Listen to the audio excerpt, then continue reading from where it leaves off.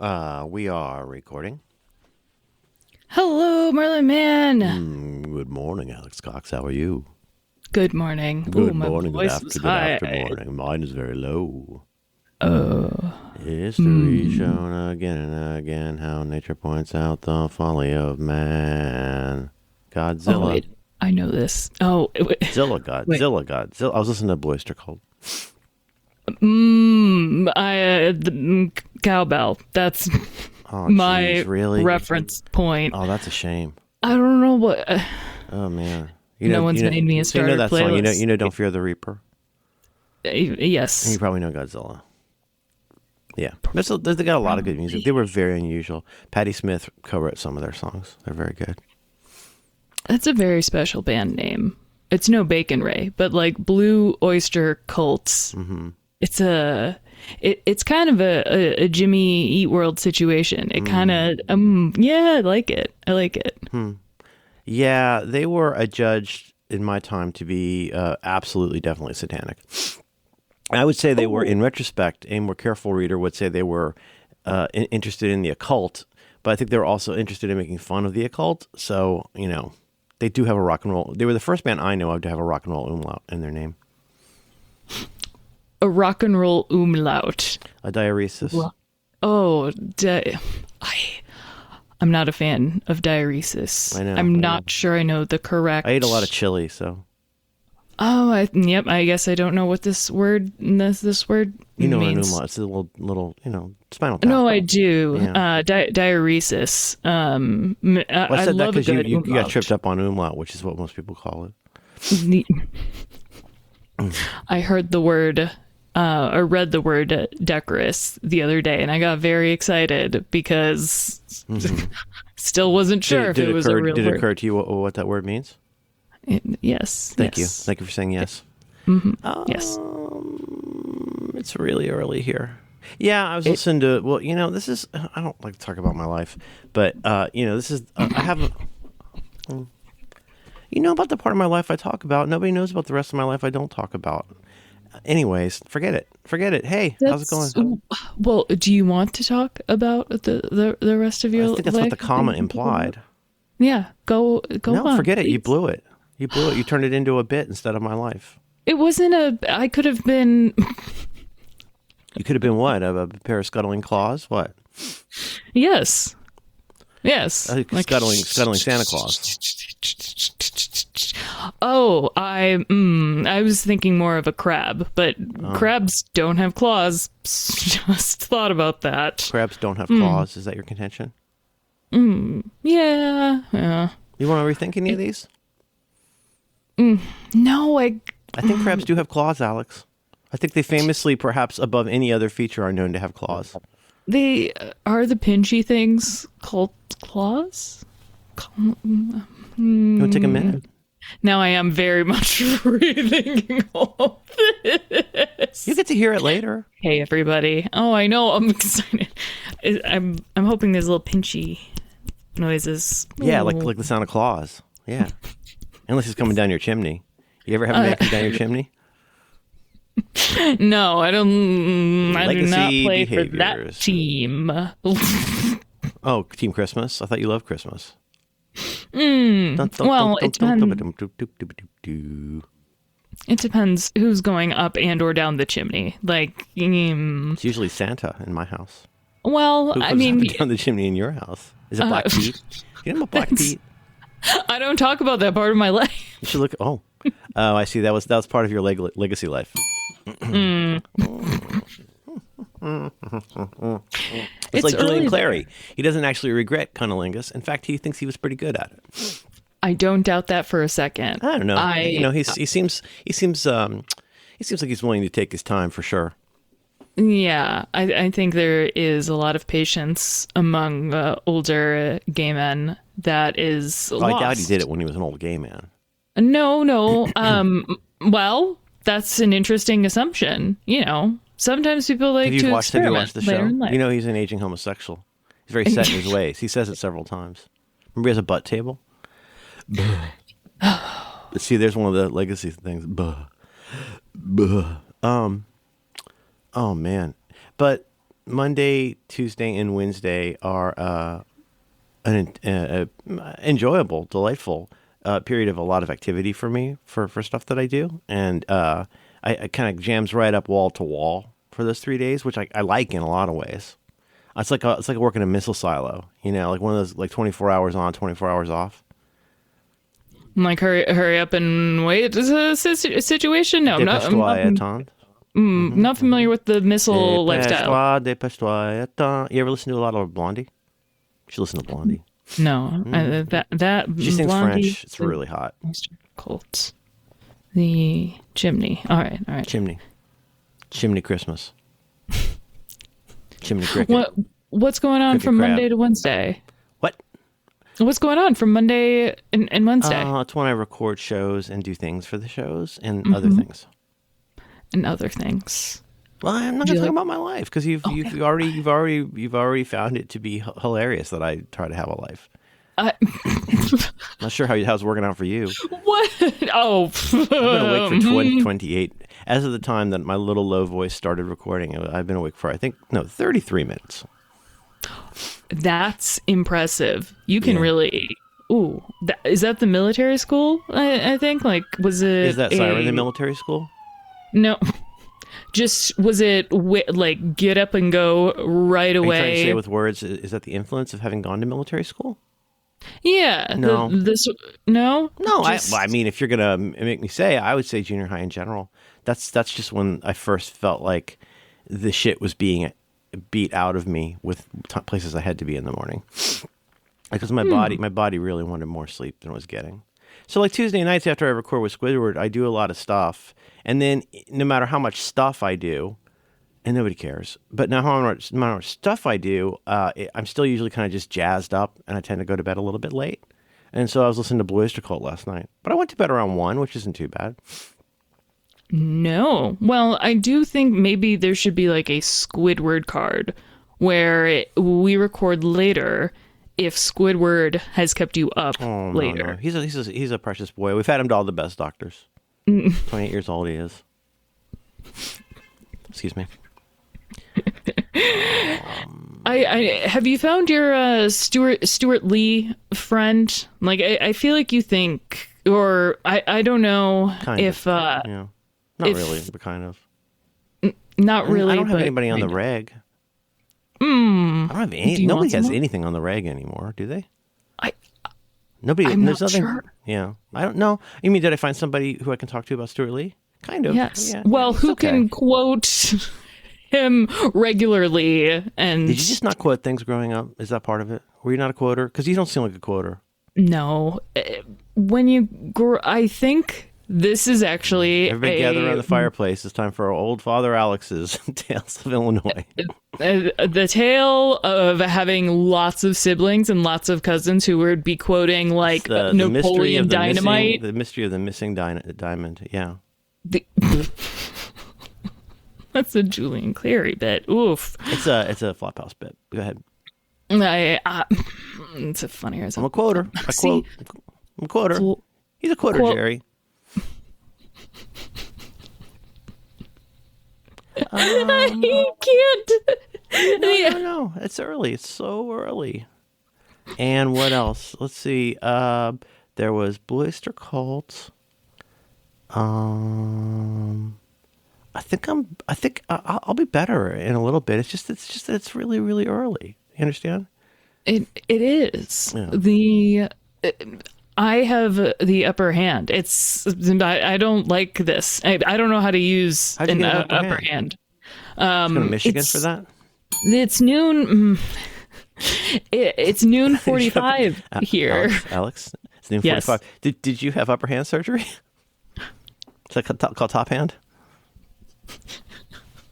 No, it's called top hat. I don't know if you've ever seen it. Have you ever had top hat surgery? You ever have your top hat removed or put on? There's a new. I don't talk about my life, Merlin. I don't talk about. Dr. Fred Astaire is my father.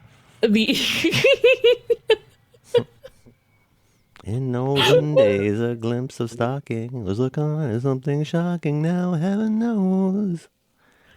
Have your top hat removed? Oh, I was. Oh, it is early for you. No. I actually, when you go back, you'll see that these all track to something. Oh, they do. That's Yeah. what's fascinating I and love those very old exciting. movies. I really do. I really like. I don't watch them end to end all the time, but like I really do like the dancing movies. They are a treat, and I can't really put my finger on why. Like people are like, well, Oh no, I saw they it. look beautiful and like I don't know. It's just a big, an improbably large room with nothing in it, and they're roller skating or dancing, and it's always so wonderful. Who's the name of the guy, the gay coded guy in those movies with the famous voice? There's a guy who was the voice on Peabody and Sherman who was in one of those movies. Was Old it Top Jerry Hat? Gay Voice. Let's see. Peabody Top Hag. Top Hag. Mm, I don't think we say that anymore. no. Thank you. There we go. Peabody and Sherman voices. He did Fractured Fairy Tales, I think. He was the voice of that. Sherman voices Fractured Fairy Tales. I really loved Bullwinkle as a kid. I loved it so much. As in Rocky and That's just where that comes from.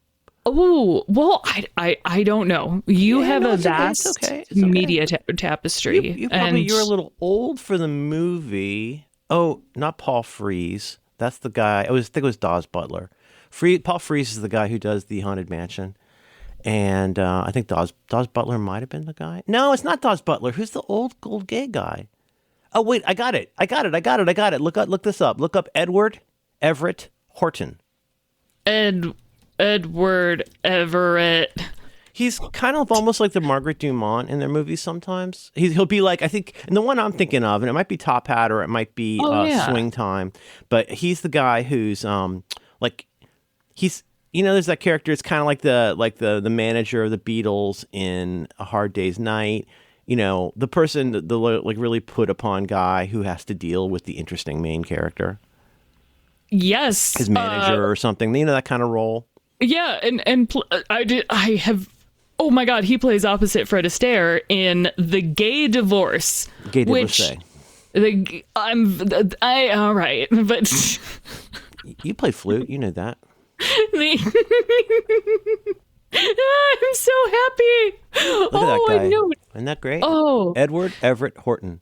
Oh, he's got a lot of really good headshots. Oh my God, this guy he had a long career. And you would know the voice of this guy if you heard it. Anyway, Fractured Fairy Tales, you guys remember on Rocky and Bullwinkle? Hey, everybody. Rocky and Bullwinkle, when they do like old like fairy tales or whatever, and there would be that guy, the voice of the guy narrating it. That's who I'm talking about. Okay, so let's figure out what, hey, everybody, let's figure out what, this isn't the show. You're not paying for this. Don't worry. Let's figure out what he was in The Gay Divorcee, Top Hat, Shall We Dance? Wow. I never saw Lost Horizon. And that was in the 30s. It looks like. How about that? Isn't that neat? Isn't that neat that you could be a character actor and have a career like that? I think that's neat. yeah. And I would have never even thought of him as a character actor because that feels like a not modern invention. By modern, I mean I don't know. Well, I think I don't totally disagree with you because in the sense that there were so many people where that's the kind of roles they had that there were, in some ways, I guess there were probably a lot more like character actors than leads. So, challenge, idea, since it'll be a while till Todd finishes his kitchen, and to do the podcast with me, maybe you and I, maybe challenge for me and you, I show you the elevators, a spreadsheet, and maybe we could talk about people who elevate movies they're in, usually character actors. That'd be a good challenge. I finally get to talk about it. I would love for you to talk about it. You know what I'm talking about? I said to Todd a lot. Todd and I always talk a lot about like people. Have always texted about like people we like in small roles, and the basic gist are there people? Here's the way to put it: are there people where that usually are in some cases never get lead roles, but it doesn't matter. But like anybody, like a good example for me is Stephen Root, where I'm like every time Stephen Root shows up, I'm like, oh my God, Stephen Root is in this. I'm so glad. The classic examples like J.T. Walsh or Emmett Walsh, I meant. People who show up and you're like, oh my God, I'm so glad he's in this. Keith David is Mine perhaps is always the king. Steven Tobolowsky. Like, Absolutely, when he pops up, Alex. He's totally on the list, and you're like, when he shows up in Silicon Valley with his conjoined triangles of success, you're like, oh my god, Ned, needle nose Ned Ryerson. He sure as heck remembers you. That would be a fun challenge. He doesn't believe that anyone can ever figure out who's the boss, but Abed knows who's the boss. That's good. I love Community. I like Abed. television. Oh, Hey, I everybody. love him. Join Abed in the morning. Do you know how many episodes? I don't know the number of this, but are you aware of how many episodes of that show the Russo brothers directed? No, A lot. I didn't know they directed any of them. A lot. And now they're making all these disappointing Marvel movies. Yeah, How you doing? You good? I am. Is there anything we should talk about before we start? I mean, I always have follow up for you. This is now we're not really even going to pretend that this is the part we forgot to cut off, right? In the premise of the show now, this is part of the show, and we just leave it in, right? Yes. Follow up. And I swear to Christ, if you give me another fucking neck brace piece of shit, did you see that even Claude couldn't figure out what the fuck you were talking about? I don't think Claude didn't know what I was talking about. That does not surprise me. Claude, that was the day Charlie Kirk died. And so you give me a neck brace. And I made an unfunny, tasteless. Well, I prevented myself from making a tasteless joke, and now I'm talking about. So you're gonna send me a neck tasteless. brace for something you didn't say. Yeah. Yep. And I know what that means, and that had to do with Charlie Kirk. Yes, I think that if the day after, I don't want to talk about Charlie Kirk. I know, and I really wish you wouldn't, but you did bring it up. You but you having not. And I want Claude to just. didn't. Oh, I just want to keep coming back to the part where you never said what it was you were talking about, or what the other thing had to do with the thing you never mentioned. Do you understand how that would be difficult for me to parse because there's literally nothing to parse? Well, that's why I didn't send it. There was. Well, then why'd you tell me about it? Because it was a really, why did you tell me about it and then not picture. tell me about it? It was a really great. It was a really great image. Absolutely worth it. Okay. I still want to know what the story was, because the more that I look at, what the fuck are you? What story? The story of the two people in the Amazon product photos who what does that have to do with Charlie Kirk, Alex? Because if Charlie Kirk was wearing a neck brace, maybe things would have did he get turned shot out in the different. neck? Is that what happened? Yes. Oh, that sucks. That's not fun. You okay? See, you really wouldn't have gotten it. So, yep, it was a good. I made a good choice. It might be useful if you wanted to interview me about how much I've explored the death of Charlie Kirk, including how many times I've watched the quote unquote video of it. You could ask me about that. That'd be a big fat zero all the way down the line. I don't look at things like that, Alex. It does not give me anything useful to help me make good decisions in life. I agree. I didn't think. Oh, good. Well, in that case, send me 2 neck braces.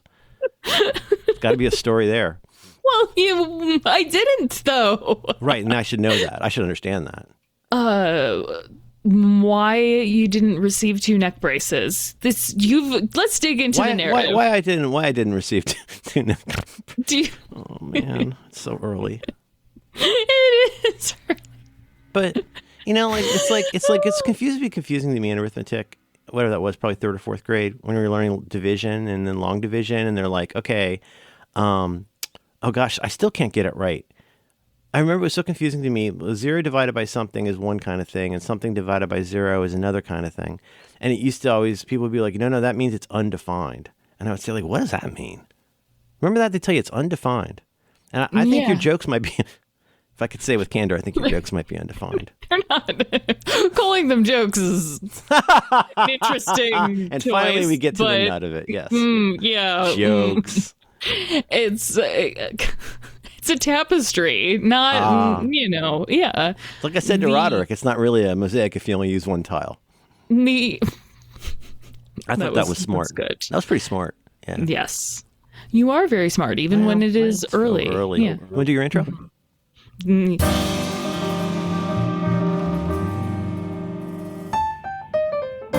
is Due by Friday, a weekly challenge podcast with Alex Cox and Merlin Mann. This week's challenge: identify legacy behaviors. Doop, doop, doop.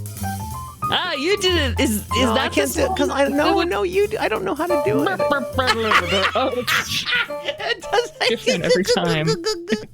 See, see, this is the kind of thing where you unintentionally, if you try to farm bits, it doesn't really work. But a bit will sometimes present itself organically, like an organic a bit garden. Organic bit gardening. That's not funny. It's not even a joke. No, I don't know what that. And now it is. No, it is. Bits are bits. Oh gosh. One of the challenges. Well, last week's challenge was to share something nice, and I ended up not sharing with you my audio shelf library, and I forget why. Oh, I've got to add you to Tailscale, but I love apps, but I also love servers even more. So audio bookshelf, you can just, self-host all of your audiobooks and like all of the Audible. Yeah. And are you doing that like in a container, like a Docker thing? Yeah, it runs. That's neat. It's yeah, and it has all of. I am slowly collecting all of the books written by Taskmaster contestants. Oh, wonderful! So you ever notice in some of many. the episodes of Off Menu in the background, in some you'll see books of people who've been on the show. Oh, If you I look didn't know over, that they were on the show necessarily. not now, not a long time ago, but fairly when I started watching the YouTube channel a lot. Over the our right, the guest's left shoulder, there's a bookcase behind them. Oh, there's like that little fake Marmite jar that says Off Menu, and then there'll be a pile. You'll see Bob Mortimer's book in there. Oh my God, Alex, He's written so much. we haven't talked about Bob Mortimer's book. Oh Which goodness. one? I've read Gone Fishing. Can you infer that it's the one that I read or I'm listening to? I just want I to don't say know I'm which one listening to And Away, and I stayed up till 3 a.m. listening to him reading the book. Oh, It was very difficult and moving to me. I love that I'm little glad guy to so hear much. that. And him reading his own book, because he kind of reads it the way Bob Mortimer would read a book. It kind of almost doesn't sound like he's reading, because he has such a kind of discursive style, Mm-hmm. But when he talks about his family when he was a kid, and he talks about becoming a suede head and playing footy and all of that, and like when he actually, I had no idea how many of his stories actually, he repeats a lot of stories in a way I think is funny. But like setting his house on, burning down his family's house with fireworks is totally true. Oh, Jesus Christ. Yeah, it's in the book. I don't know. It's in the beginning of the book. It's in that one. It was in that wonderful "Would I Lie to You" episode where I once set my house on fire, with fireworks. It's true. I've only set my tangentially set a cousin on fire with fireworks. Did they have a timer? Oh yeah, are you kidding? Yeah. You're the cherry bomb now, bitch. It was great. Bomb. He still has a scar. Oh, good. Oh my God. I hope he named it Alex or Regret. He does point it out every time, or he used to point it out to every woman he dated when he would introduce us to her, and I was like, don't do that, and there was just like a sense of relief with him getting married, because it was like no more scar shows. Mm-hmm. No more scar shows, but also I think this is I don't think there's many things I envy about being an only child, but having to go to so many weddings and being introduced to so many people will disappear from someone's lives in a couple months. Like Chris Fleming being forced out onto the dance floor as a junior high student before you meet the nuns. First she makes no noise, and then she makes a lot of noise. Oh God. Oh. They, Sorry. oh. What a smooth transition, Merlin, to Follow up. to what we miss about religion and church. Yes. Well, follow up. Is that what's happening right now? Oh, yes. Okay. You have the one of the Bob Mortimer. Except I read it. Mortimer and White House is the one I am listening to. That's their Gone Fishing book, and it's so delightful. So nice. I didn't know they had a book. That's cool. Yeah, it's like a little. It's I love like those guys. having a little conversation. It's a delight. I love Teddy. I love his little underbite. He just died. He just died like 2 months ago. I know. It makes me sad watching the show now. Mind the rod, Ted. Oh God.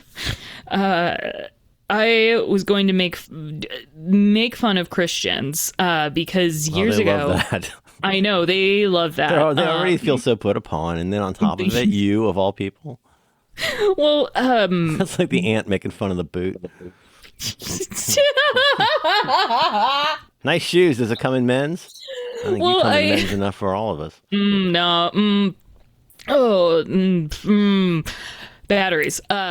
Someone handed me at the McHenry County Fair in, I believe, 2012, a book that says Jesus for the win on the front. And it's almost like one of those little manga style books. And it summarizes the Bible, but like in leet speak. Right. And to appeal to young people. Yes. And I'm like, this is so stupid. This is so stupid. But then there's these little interludes where it's like, hey, this is what we should take away from the Bible. And I turned to sex and lust, like, haha, what is this terrible thing they're going to say?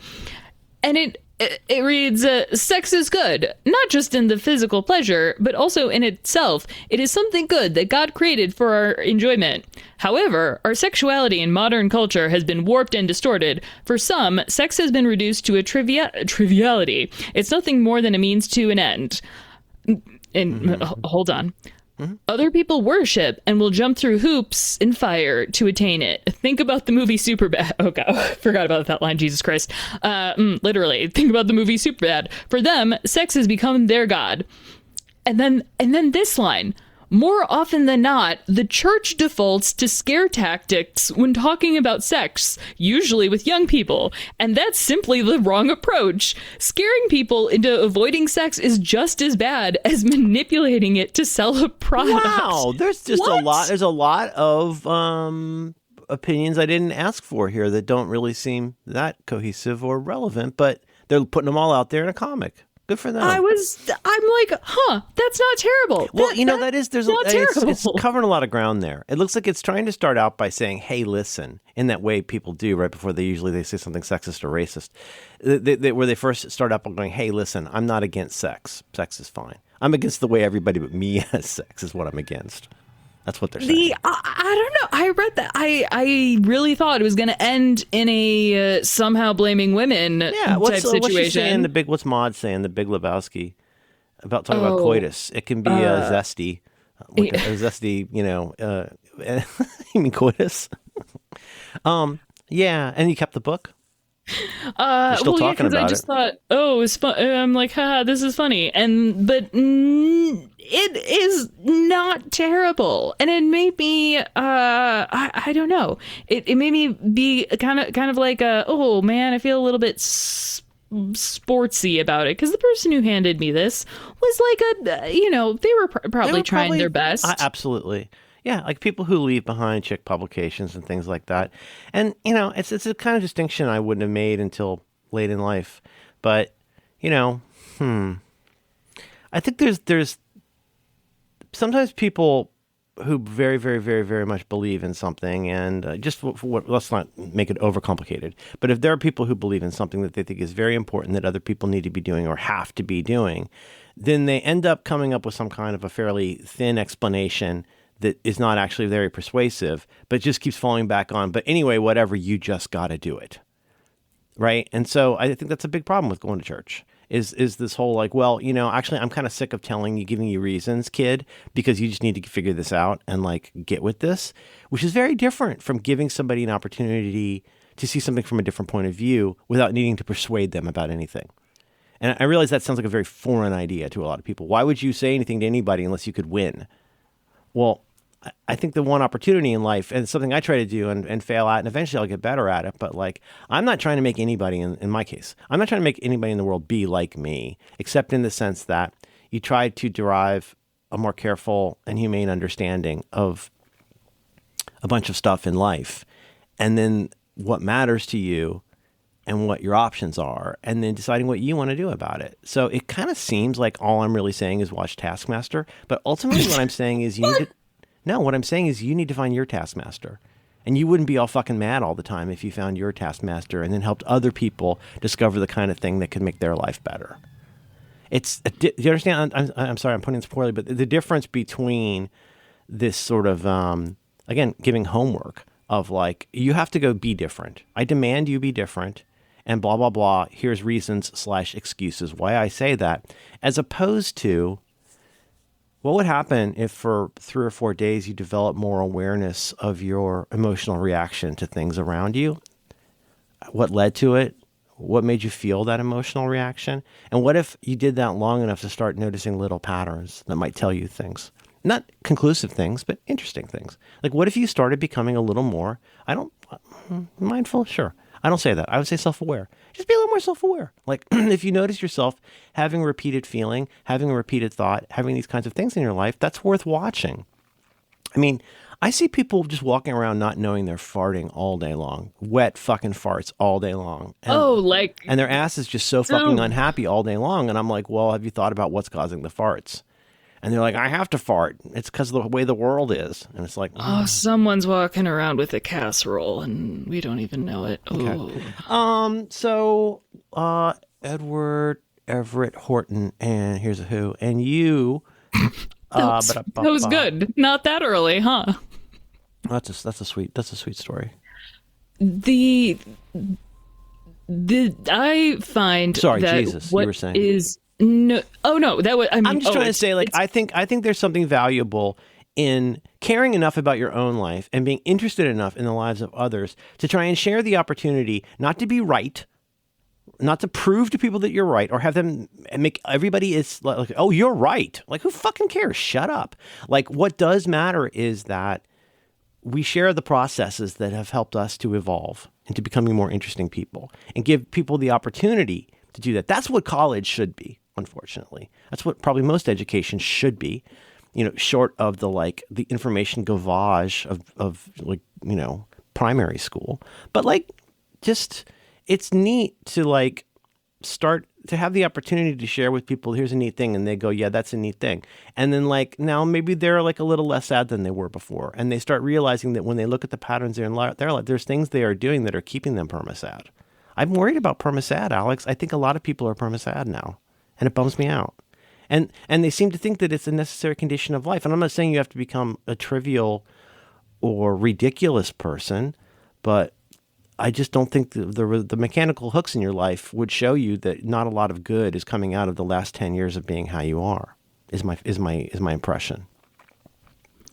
That's all. I worry that folks think that something is simply trivial when it doesn't make them sad, because exactly that is right. Exactly right. Because that's the habituation. The that's exactly right, Alex. Because that is the habituation. Is that if it's, as somebody with anxiety, I've described this as being like anxieties are like a box of Kleenex where your tissues, you pull out a tissue and there's always another one there. You're never out of anxieties. All you ever are is aware of the anxiety you haven't dealt with enough in your head yet. And then you start having maladaptive approach. I start having maladaptive approaches to that and doing things like, I need more information and I need to run around and I need to I'm not really truly being who I am unless I'm very sad about an old thing and a new thing. Because that's the only way to really keep anxiety interesting in your head. Because in the absence of that necessary anxiety or overwhelming feeling that people feel like, in the absence of that, what do they have? Just the emptiness of how little they've done to develop curiosity and interest in other people in the last little while. This Also, is Greg why Davis is very tall. I I wanted to say that in passing. like a. I can't it feels believe like a that prank. photo's real. It feels I can't believe that like a photo's real. prank. Yeah. That looks like Josh Whitcomb looks like a hobbit in that photo. I'd seen this photo like a of the first grand final of Taskmaster, and I thought, Isn't that a good season? oh, it just must be it's very Isn't good. Tim Key wonderful with the bathtub? Oh my god! Oh, I love the bathtub bit. He's one of the early people getting caught cheating a lot. the now that we're just a Taskmaster fan podcast, You're a Taskmaster I think the fan way podcast. the way that I mean, honestly, my spouse needs to stop laughing at all Greg Davies jokes because I don't like it, funny. and I will not. God, he's funny. He You like is. that? You like that sound? Wow! I'm called Little Alex Cox at home, and I don't like it. Old fat man fanning himself, sweating under the lights. I'm telling you, man, There's the so much- outtakes. Has Maddie gotten into the outtakes? Because the outtakes are really where the gold is. And once you, I haven't even gotten into the outtake because it's challenge. doing the. Well, I have on my list of challenges is find the best bloopers, not even necessarily Taskmaster. Oh, I love but that, just Alex. Will you remember in that? Because I general. won't. Please. Yes, it is. All right, it is on. Let me double check. It's on my list. Bloopers. Okay. But what I have found that this is why I think I've not spoiled on Survivor. I mean, mostly just lately. It's not my thing, and that's fine. People can enjoy it, but I haven't been Syracuse and I enjoying. did a bonus up on Survivor 50 last night, and I let loose. You understand? Do you understand what merge means? Do you even merge? Do you know what merge means? Do you know what we do and don't do from now on once there's a merge? Do you know? And what about the Billie Eilish Boomerang Idol, the Billie Eilish Boomerang Idol, the Billie Eilish Boomerang Idol, Billie Eilish Boomerang Idol? I know that I would not be it would not make me happy, which is why as soon as I heard that Mr. Beast was going to be on the season, are you about to I'm say like, the Taskmaster has ruined Survivor for you? Because I think that a lot. I think that kind of a lot. No. Every time I see a lane of wooden things with knots and puzzle pieces and mud, I'm like, are you fucking kidding me? It's not that it's ruined it. I watched It's a man made throw a me- potato into a golf hole. It made me it just highlighted the things I enjoy about competition shows and reality quote reality shows and mostly improvised shows. Is Unscripted shows. I do like competition. I do like when people fight, and I You're do a like regular baseball boy now. I've You're doing lots fully of out of the performative closet at this screenshots point. of your baseball. I noticed. Oh, I have posted performative screenshots before. Yeah. And by the way, today you feel 4. Weren't. No, it's slightly unpleasant. Now there's an Oh no, official. today you feel 3. This is the official Apple system that I've now converted all of my old numbers so that they show up on the mood chart because there's an API for that, but not to remind. Well, there is an API to remind yourself to take log as needed apps. medication. Yes. But no, I love APIs, and there aren't and enough servers. You for love servers HealthKit. even more than apps. My own, but Oh God. competitions. I like it when people fight and win, and on Taskmaster. I think we could have saved and about 14 on- minute by you saying that you enjoy competitions. Well, but asterisk. Yeah, The Hayes for fun thing horses, about Nestor. the fun thing about Taskmaster is they all are trying to win in their own ways, and I like when they are I playing totally different agree. games. Yeah, sorry, bits but they're- aside, absolutely, I totally Yeah, agree. and when they know that they're playing different games, but are But okay in with the it, early- I sorry. love it. It's so fun. Especially in the early seasons, they don't know they can't know. So I actually did start a sesh. I call it a sesh. The other day, let me find this real quick. Basically, I was saying what are some early from the first 5 seasons of the show? What are some tasks that famously show off the different ways that people approach a task? Because I think the 202 level of Taskmaster is. Once you're in a little bit and curious, the 202 level is when people say stuff like, we'll start watching for not just the variety of tasks, my God, but how each person handles it differently. You don't even have to know you do not have to know who these people are. You don't have to know anything about it. You just have to watch it like a person. And the way different people approach it. And it gave me some really good candidates. Have you seen season 3 with like Richard Osman and Catherine Ryan? And Well, actually, that's season 2. But yes, I'm in the middle have you of seen it. the Richard Osman season? Yes, and the potato. Right, Joe Wilkinson. But for example, one of the examples, which I think is actually, I don't know if it's like good visually as an introduction, but get these 3 yoga balls to the top of that hill. It's such a classic early Taskmaster episode. And you see how very, very different. I mean, that's not the best example, but that's one example of like how, or if honestly, the potato and the red green, pretty good example. Not as diverse, but like the way that, Richard's one of the first people I've ever seen bring the finish line to him.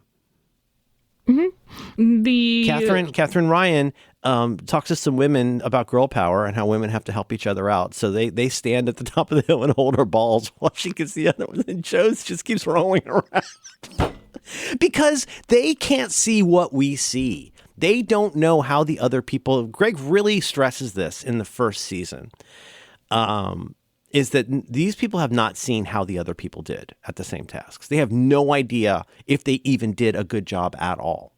Or that they might have completely misunderstood what the task was, and that they didn't look under the table, they didn't see that the answer was just there, or in the case of, obviously, some meta beast of chaos like Jason Mantzoukas, where you would spend like an hour just doing the same thing slightly different ways just to annoy Alex. 3. Is it lemons? Is it lemons? Yes, like 3 times. Is it lemons? But I agree with you. It's how people do it differently. In like really just like ripped from today's headlines. I was rewatching the latest Taskmaster and outtakes last night, and like you still see it, and just like in like the wackadoo way. There was the one you got to find the donut and do the blender, and then da da da da, and you got to get the batteries in the remote and all this stuff. There's that kind of thing, and you're like, I don't know, and I'm screaming at the TV, just break the remote, just break the remote. Someone's just got to break the remote. You can use something else to break the remote. I know, but there's leverage. You could use simple tools. See, I do watch sports and I don't like. Or you could watch somebody crawl through a net with dirty feet and get muddy. Oh, I have started noticing. There's a puzzle at the end, huh? There's a lot of but I enjoy that, but I mean, I don't know. I kind of like the show The Mole, which they tried to make an American version and it didn't really pan out. Similar to something like Taskmaster, they tried to sort of Americanize it a little bit too much. The way, just seeing the different ways people play is still traders too. And I thought like. I don't know if it's that Survivor has just been around too long, not too long, but you know what I mean. It's sniffing its own fumes in a completely to me. I'm sorry, I'm not trying to talk down to you or anybody, but it's sniffing its own fumes in its own way. Like it's on fucking CBS in the year of our Lord 2026. And it needs to adapt what it does in ways that the people who produce the show believe will keep the audience engaged. It's not, I don't think it's anything like malicious or like hegemonic. No. It's just no, I'm not yelling at you, but like, I mean, there's just so much stupid fucking bullshit on that show that's just like maddening to me. But I get that that's somebody's special thing. There are some people who really like certain things about that show, and they like it probably when Jeff just comes out and talks to them and yells at them to dig in more. And I'm like, you're wasting my time, kid. Like, what are we doing here? Anyways. But it's just that, but like the example I always used to give that sounds snooty but is true is that for 5, 6, 7 years, my wife and I have been watching all kinds of Law and Order on our TiVo, Law and Order, SVU, all the one Love with... SVU. The one best cop fan fiction ever made. Love it. And we watched the one with D'Onofrio where he leans over a lot. And Yes. Oh, wow. anyway, but then we started watching The Wire. And once we started really just watching The Wire, it became difficult to go back to Law and Order without making a mental adjustment. I'll say it that way. I will not be as unkind to say now it seems dumb. Well, it's always seemed dumb. It's called Law and it's called Order. At the 30-minute mark, Law turns to Order. Have you figured this out? Oh, I guess that's why they named it that. Yeah, it's called a formula. And I'm not mad about it, but what I will say is, like, after making it through season 3 of The Wire, it is a little bit of an adjustment to go and watch. I mean, it's almost like it's like you go from The Wire to Law and Order to, say, Deputy Dog cartoons, where you're like, the difference in what this is here, how this is entertaining differs so hugely. And The Wire just demands every cubic inch of your attention in order to fully grasp what's going on, I feel. Same way as Sopranos, in some ways. But whereas with Law and Order, it's more like, oh, I wonder if Sarah Paulson is the murderer or the victim or what, or like, obviously Leif Garrett's the murderer. And like that, the main sport of Law and Order for us became like guessing who the former celebrity, what their role in it was, and did they trick us into assuming too quickly they're the murderer. That was the sport of Law and Order for years.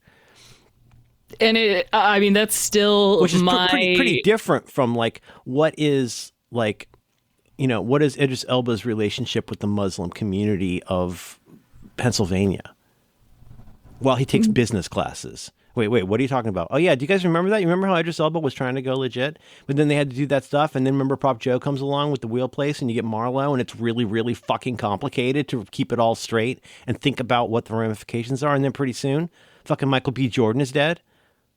That was so sad. Oh. And yes, spoilers for The Wire. Well, yeah, because I'm sure there are people who are extremely into The Wire that don't know that. I'm real worried about putting people off The Wire who say Michael B. Jordan was in The Wire. Oh, I'm spoiling it for you because it's right on the tip of your VCR, isn't it? Like any day now, you're just gonna any evening now, you're gonna put down your fucking TikTok and you're gonna turn on The Wire. You're not going to watch reels. Oh, my friend put up a reel or a film or a spooge. Okay. Oh, sorry. I didn't mean to spoil The Wire for you. I know you have a lot. You're busy right now. I spoiled The Wire. My sarcastic comment has something. My sarcastic. I love that. That was one of my favorite emo bands. My sarcastic comment. Think about it. It's kind of like My Chemical Romance. I believe. Remember. Then I think it's in season 4. Let's see. Let me see if I can do this. 1, 2 is unions. 3 is their back. 4 is 4 is Amsterdam's. No, yeah, schools. Right. Yeah. Sorry, five is journalism. But when what was the name? Talk about a season that made me be like. Remember when Prez becomes a teacher and he cleans all the desks? Oh yeah, so sweet. I love Prez. I love them all. But it's when see, now you got me confused. Maybe I'm thinking of Law and Order. No, I'm thinking of in the season when I'm thinking of what was her name? Cold Open, goes to the store, buys a nail gun. The gang. Awesome! The woman, Scary Butch. The woman. What's her name? Tig, Felicia, Punk. Scary Finger. Lesbian. The Wire.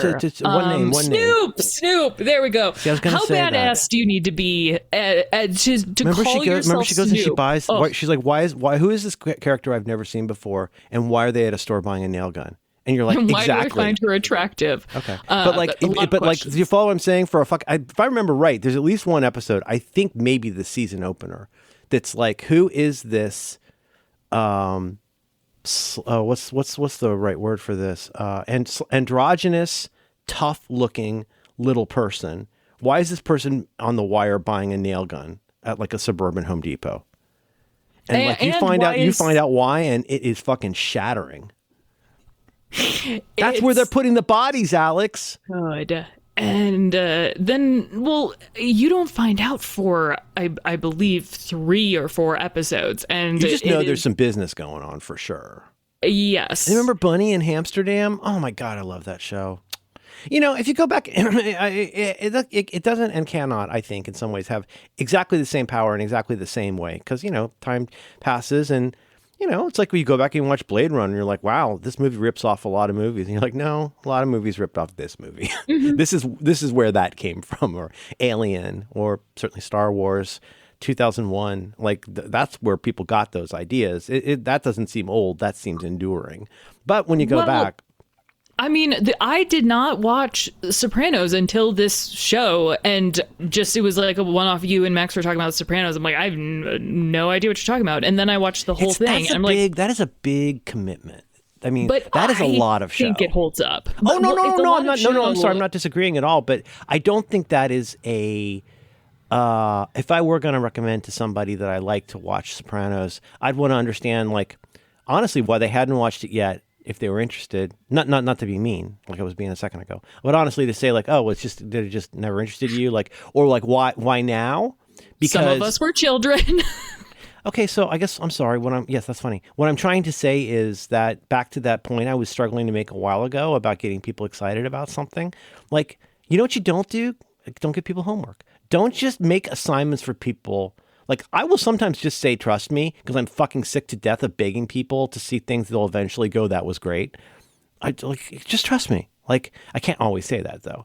And sometimes, but like I would say to somebody, like, I mean, Sopranos is really good and really rewarding and special, especially at the time, asterisk. But if you're picking it up now, like, you need to know, like, it's a lot to follow, and it's a lot of episodes, and I think it's worth it. I'll say this. I remember it being worth it, but if I were going to demand somebody that I like watch The Sopranos, which is not my favorite show, but I liked it a lot. If I was going to like assign somebody Sopranos, I honestly feel like I would have to watch it, at least a season of it first, to make sure I'm still right. Because that's a lot to give somebody. It's like handing somebody Ghostbusters and going like, or in my case, even better, God. I always say Ghostbusters because of the blowjob, but really the better example is Caddyshack. Is there anything that I quote that people of my age and gender quote more than Caddyshack? It was such an important movie for so many of us over time for so long. I have not made any attempt to have my kid watch it because it wouldn't be funny.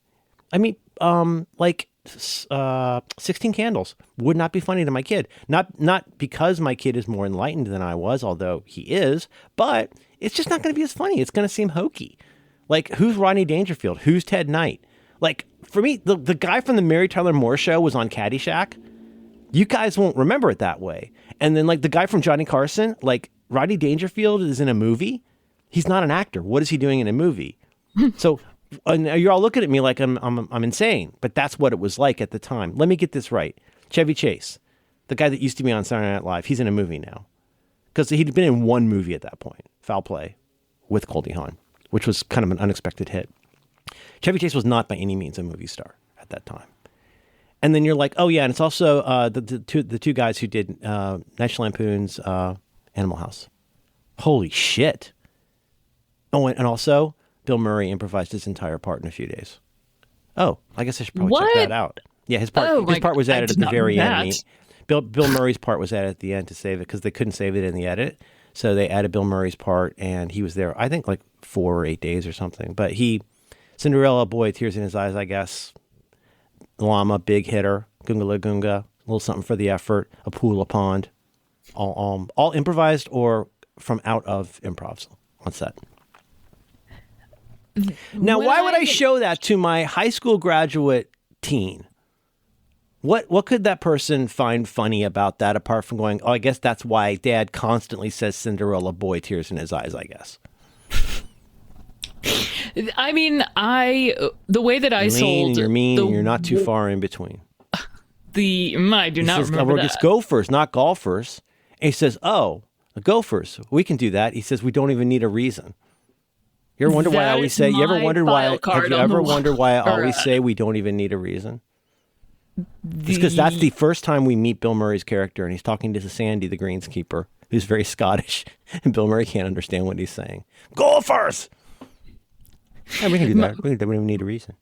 My file card on Animal House, or I don't even know if it is Animal House or it is just National Lampoon, is the beaver, because my dad always had a beaver golf dingus on this hashtag not all sports on the top of his I'm going to go ahead and gloves. I'm going to give you an infraction here. You get a yellow card.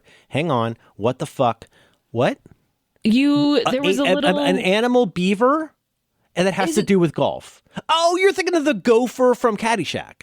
Yeah. Yeah. Okay, does it help at all if I sing the Kenny Loggins song? I'm all right. Nobody worry about. And he does that little gopher dance. My friend Rich and I have a handshake that I do with my son every night that I taught him as soon as he could make his hand do handshakes.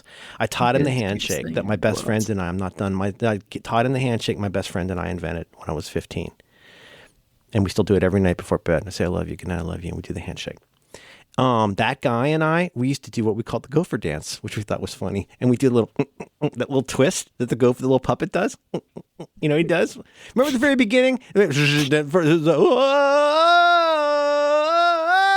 the beginning, and Ted Knight's coming in. and he sees the gopher, and his face goes, ah! And then, pop, it says Caddyshack. And then they show the gopher in the hole, coming out of the hole and doing that little dance. That's the beaver. That's the beaver. Only That's the thing. beaver. That's your file card, is the beaver. Yeah, you don't even need a reason. Because that Pool, would be. It was one of those like what? Boo. Entirely. They made a fake set for Bill Murray's house, and then he and Chevy Chase, who fucking hated each other and had active bad blood at that moment, had to go and work on that scene together, and they ended up improving enough that they had what they needed to do that scene.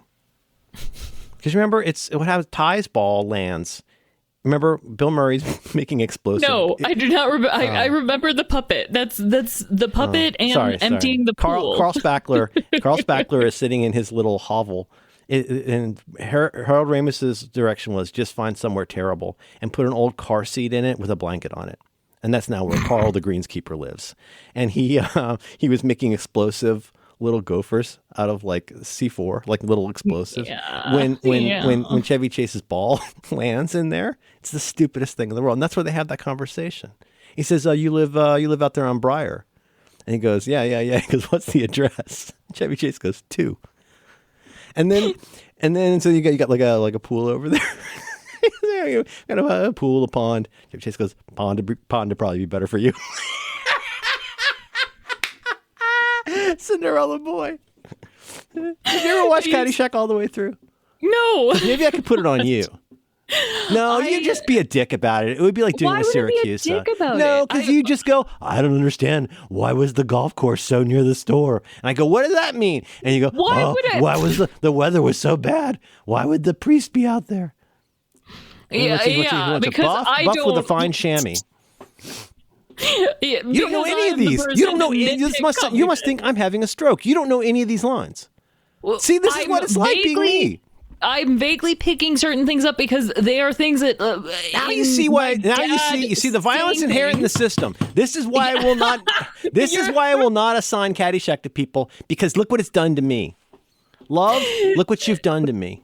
Look at that. Look at that. We don't even need a reason, he says.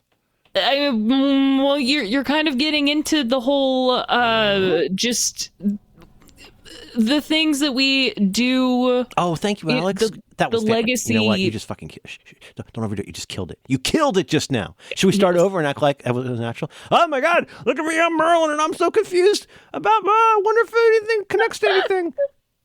Because you're absolutely right. Why do I make that noise? I make that noise because Madeline's dad makes that noise, right? Why do you cut the ends off the roast? Because my grandmother cut the ends off the roast. And like, why do I have a concept in my head of something called a gopher dance? Because my friend Rich and I did it when we were 15. It's absolutely, you fucking killed it. I hope. Act like you killed it. Perfect, exact legacy behavior. Swear to God, I do that because that's how I've always done it. It's like a mezuzah kind of thing.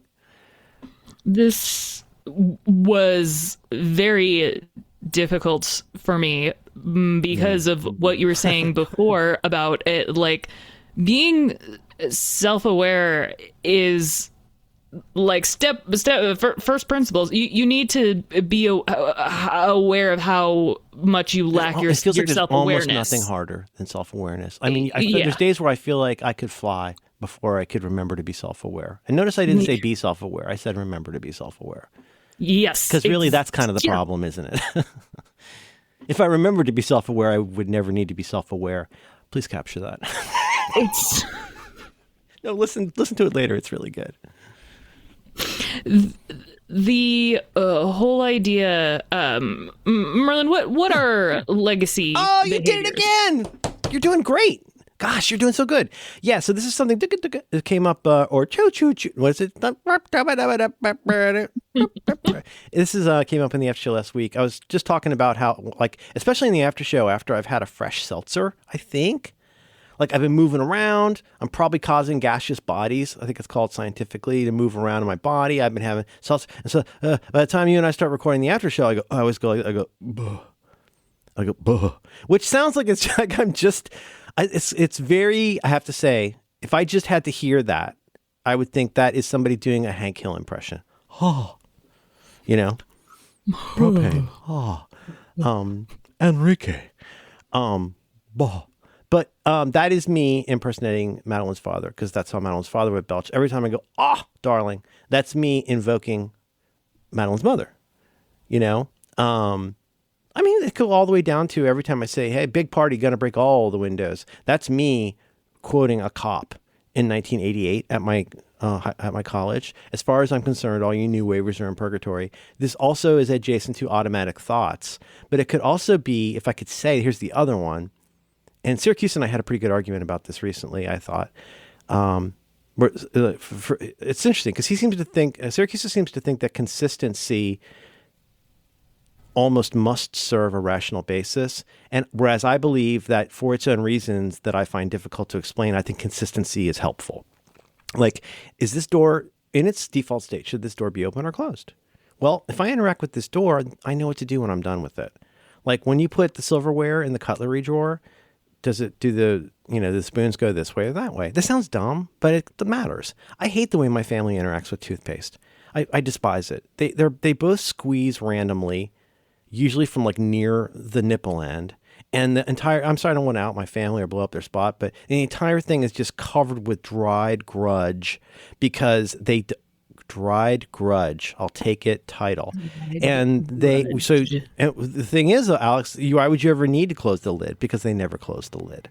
And it's always got grudge dried around the top and they squeeze it from the middle. So every time I go in there, then because I brush my teeth, if I'm candid, a lot more at my office. And so if there's been a day that I haven't done it at home, I feel like I have to do an entire maintenance cycle on the toothpaste. So now here's the interesting part. And I wouldn't have said this when I was just 50, but it bugs me that that's how our toothpaste is. I wonder if there's a chance that it bugs them that I do that to the toothpaste. If for no other reason than it just seems like kind of a dick move. You know what I'm saying? How about this? And yes, this has a rational basis. I don't think John listens to the show, but a toilet seat up, down, lid up, down, seat up, down. Now, you might think that's the easiest thing in the world, in which case you've never met a man.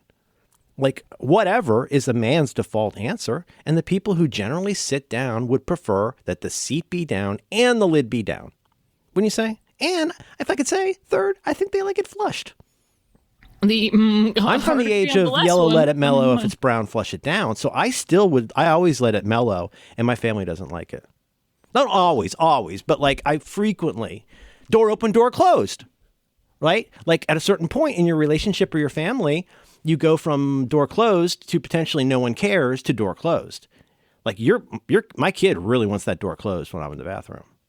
Whereas Madeline and I, I'll just walk around naked for years doing whatever, You know what I'm saying? Yes. That to me is it is all very heavily connected, and it has a lot to do with habit and memory, and emotion, all of these kinds of things.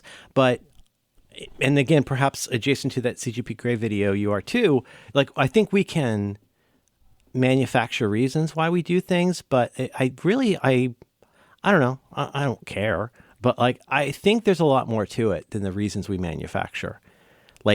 Every time I close an open bag, jar, or bottle or whatever, I'm invoking Madeline's father. Because every time I would do that when we first met, she's like, "Oh man, my dad always used to do that. My dad used to drive my dad crazy that we leave." So you know what? I do. Not only do I do that now,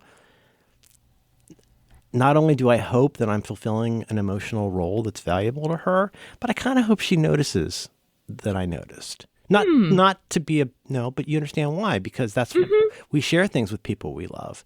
We don't have to explain our bits to each other, right? Like, again, back to the Caddyshack thing. We'll just be watching TV and I'll just go, I was in a lot of commercials today. And of course my family knows what that means. That's the Sandy Can Fry episode of Bob's Burgers. Remember when he's going to be Bob's? Remember for some burgers and fries? Today. I was in a lot of commercials today, played by Jordan Peele. Oh, God. Anyway, Oh, God. I do feel like what I say, emotion, memory, and habit or habituation, like I think they're all related. And I think that's also why it's such a topic historically of observational comedy, is that the way we all treat these things so differently. You know what I mean? The like our idea of like, oh my God, how would you ever do it that way? Oh my God, I cannot imagine doing this any other way. And when you unpack it, it partly comes down to the fact that the woman you love has a father that she loves who died that used to do that too. Isn't that a funny bank shot emotionally? Yeah. He's living on through my exhales. That is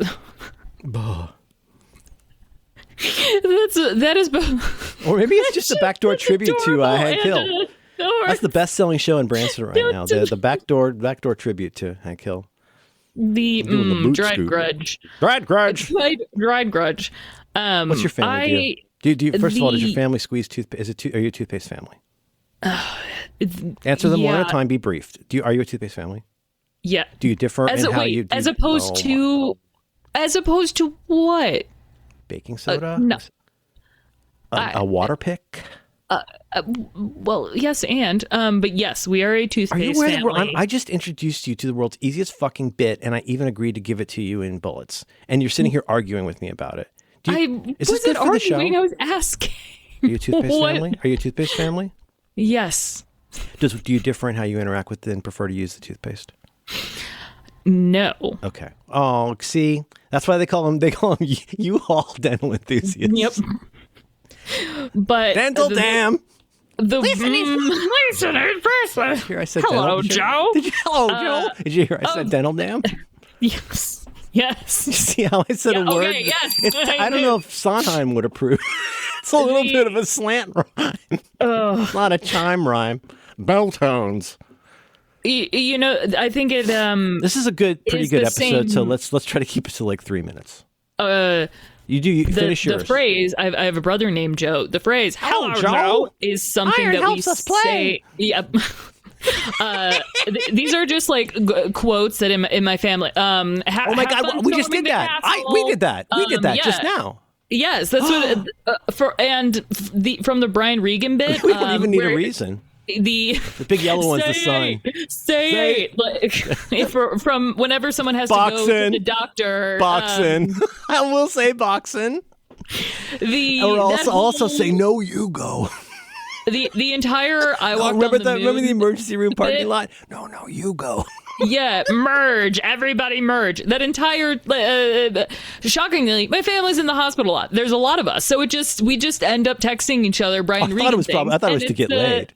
Oh yeah, my cousins are always fucking each other. But that's what cousins are for. Like they say in that Dionne Warwick song. Oh God. Those are like some of the things we quote. But I was literally going through my literal motions this week. Going through the motions with Alex. Hi. Something. Hi. Welcome to Going Through the Motions with Alex. This is very early on in our relationship. Maddie was like, "Why do you lock the door when you go to the bathroom? Do you think I'm gonna like barge in?" I was like, "Oh, that's no, exactly the kind of question I would ask right before I start barging in on somebody, possibly to kill them." That's That's a question. Could you please? I love Matthew, but please say Matt Merlin says that's what a murderer would say. That's what a murderer would say. Hey, how come? Why are you so crazy? Why are you so crazy about moving my knife? But why can't you just leave my knife there? He is an only child, and I want you to come out and help me dig something. It'll be about an hour. He had locks on his bedroom door and on like other doors in the house, but on the bathroom because only child. So it's like it would be weird if anybody walked in. But me having brothers, that was a common and traumatizing experience. So you notice that each other does it differently. You've never really precisely asked why. You third find out that there's actually a super interesting logical or rational reason why it happens. And fourth, now you kind of have to reprocess that part of your honestly, right? You have to kind of reprocess your relationship in that aspect retrospectively to like go, oh, okay. And you know what I'm saying? Like it's like when Ron finds out he's the juror. Like when Ron finds out and has to go, oh, so wait, when you said that, this was bah. And so like, okay. I forget how this came up literally last week. Oh my God. You know what it must have been? It was the show Madeline was making me watch. Maximum Pleasure Dome or whatever with Titania Maslawi. But she's watching this terrible Apple TV show. No, the lady, that wonderful woman from the Twins show. You know, the Canadian show where she's all the different people. Titania Maslawi. She was also on Parks and Rec, if that helps. She was Tom's doctor girlfriend on Parks and Recs. Anyway, and we were talking about walking into people when they were in the bathroom. Literally, this is what we were talking about. Whatever we were watching that came out. You with me so far? And I told Madeline why to this day, I don't have a phobia. It's not traumatic, but why I still have the slightest little every time there's a door that's closed, a bathroom door is closed, and I don't want to do a full knock. Well, it's not a problem, but like, my sense is I don't even think anybody's home, right? But I'm like, okay, so if there's nobody's home, just go in. Okay. And here's why. One day at a pool party, probably Memorial Day, probably 1977, I'm at my best friend John's house. They've just gotten a new above ground pool. It's too cold to swim, but everybody is there, for like an outdoor picnic party. It's nice. And I just go, hey, what you need to know for this story is that John had a grandmother that was improbably old. I don't know. They used to make grandmothers older. She looked like, but if anybody out there, not Alex, but if you're negative 20 years older, every grandma that you ever saw on Laugh-In or in a TV commercial with the full-on long granny dress, round glasses, shock white hair in a bun, face like a ventriloquist dummy, right? That kind of grandmother, that was his grandmother. And I went straight into the bathroom without knocking, and she was sitting there with her dress hiked up taking a shit. Oh, no. Oh. I felt real bad about that, Alex. Mm-hmm. So doesn't that partly factor into how you go back and go, well, now I know why Merlin at least likes to know the default state of a door. Is that rational enough for you, John Syracuse? Is it okay that I don't want to see Grandma's shit house again? This is a self. She probably said something like. Thing. She probably said something like, "Oh dear." Oh dear. And what's she gonna do? Run? She'd break 2 femurs. Oh God! Well, what happened? Oh, I was trying to shit. Casseroles are there too. Oh boy! Yeah. Did you ever find your book? I'm looking for the audio book, and it's too expensive to come from London. Also, so the way that you do the cute thing with the way that you're paying a tribute to Madeline's father, yes. Matt does this thing where I make peanut butter sandwiches in a very particular way. I never in my life would have thought, oh, you should like cut as in like saw a sandwich if you don't need to, like if you can just press the knife into the bread. It doesn't. Yeah. I know exactly what you mean. It like having, if you especially when you're a kid and you're sawing and you're not even like, corner to corner. You're going like straight down 2 rectangles like a monster with a totally unsharpened knife and sawing. Talk about an absolute casserole, am I right? Yeah, You disaster. wreck everything good about that sandwich when you try to cut it that Absolutely. way. But no one's ever told you there's a better way. But even, and I also never, I do not know why, always triangles and never down in the middle. I mean, I'm not cuts. weird about it. I'm not a weirdo about it, but everybody, it's like the toilet paper. Everyone I know has only ever done sandwiches that way, corner to corner. And I don't have a problem. I mean, I wouldn't see it and see somebody's rectangle sandwiches and think, "Oh, you're poor" or something. but I mean, it would be like a toilet paper thing where you go to visit somebody's house and you're like, "Well, look, I can figure out how to get the toilet paper off of this thing, but B, I am judging you." It's not even a sort of an opinion. Like, God, I never had an opinion about it. Are you what kind of farm people are you to have your toilet paper go over the back? That is some farm shit. That is I still don't really, I accept people's lived experience who say that they prefer that. I'm sure, it's just, is it a roast situation? It's one of his good but unnecessary reasons. The terrible thing in life is everybody has their good but unnecessary reasons. Now, if Matt knows I'm like having a bad day or something, he will make me a peanut butter sandwich and cut it in a diagonal way, because I actually usually prefer just a cut in half, because then it's like, oh, the symmetry is so much better. Mom, why did you never do it? You prefer cut in half as rectangles? Sorry, I prefer the rectangles, unless when it's in a triangle. Look at that as a little kid. That's the way a lot of little kids eat them, I feel like. Yeah, and poor people. It's called the poor cut. We really want. No. Honestly, stop right there. I'm literally just making that up. There's some kind of idea in my head about what's right and wrong from being a little kid. And I flashed back to being probably third or fourth grade. And the kind of thought that would have gone through my brain is something like that. Or like, if you were asking me to describe like why having the toilet paper one way or another was a problem, I would not have a way to describe it except to go, that's weird. Like it just seems weird. It would be like, why would you like store your toothbrush upside down? Or like, you know what I mean? Like bottoms up, bottoms down for glasses. We're so deep, and I am so deep in observational humor at this time that I feel filthy, and I'm sorry. But yes. You've had a bad day, and Matt makes you your two rectangles of. But you're utilizing the pour cut. The pork. Well, now I'm. This is a common thing. Merlin, stop trying to make poor cut happen. Stop trying to make poor happen. So many of my habits have been called poor people habits because my. Well, you're not using the regular word, but I appreciate that. My grandparents would do the thing like finish I know that people who are like, you need to finish. Be careful. Make sure to quote your friend Casey that this juice is worth the squeeze. You would always eat the crust off your sandwich because that's where the vitamins were. Whatever that means. Which, and it was for them. I guess now there's been like some actually. Claude said something like that to me. I would go, prove to me that you know that. That's where all the vitamins are. Okay, Mom, prove to me how you know that. I don't remember a time where I was told that for the first time, and it's just like, no. That's absolutely. Well, and again, because like it's I use this distinction a lot because it's become valuable for me. There is very much a difference between an excuse and a reason. Like if you ask somebody something, they can tell you, just say something.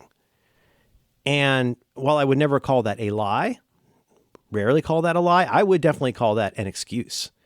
Because you can give somebody an excuse, but an excuse is not a reason. A reason is a couple things. Well, it's why something happened, but it's you admitting that you know why something happened.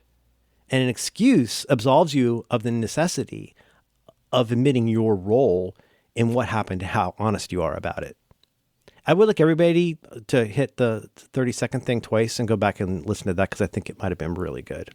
It was really good. Was it good? I got to listen. Hey, bud, thanks. Buh.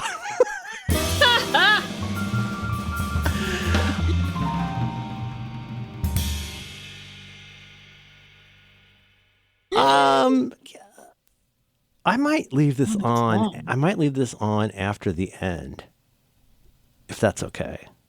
But Yes. so basically, bong, and then okay. Hey, everybody. I was living 1989. My housemate had been. It was a wonderful guy. As it happened, all you need to know is that we were living together in Sarasota, and he came from a very fancy, very famous local Bay Area family, and I wasn't. One time, his mom, who I love, she came and visited us, and she had so much to say about how we live. It was, and it was not even coded, Alex. It was so fucking funny. At one point, she was remarking, she said, "Oh, Jake, you decided to put your couch out on the patio." And Jake's like, "Yeah, Mom, it's really hot. And we'd really rather." "Oh, Jake, that's upholstered furniture." And Jake, kind of puts his eyes down because he knows he has it coming. And then, she says to him, "Jake, only black people do that." Jesus. It's upholstered furniture. Upholstered. But right? Is that what we're talking about? Like people saying like, "Oh my God, the way you live is so ghetto." Mm-hmm. I did not realize that one of my paternal grandmother didn't realize how much she treated my mom like shit for years. Really? For years, because isn't that wild? I'm so sorry. And is it weird when it takes so long to find out? Isn't it wild? It is. And knowing how much grace she fucking had kills me when that happens. And I'm like, I feel like a bunch of pages fell out of the script. But then I think about because I'm always like, how is my family so accepting of the queerness and not all of them, but Alex, my mom and dad. Alex, not everybody's family's that accommodating. God, I mean, I don't know if you know. You probably don't know that personally, but I do. Oh God, I can imagine. And all right, oh God, all right, okay, good. Okay, we're on overtime now. Hey, if you listen to this part at the end, I'd like to say thank you. And I see you. You want to say anything to the people who made it to the secret end? Thank you.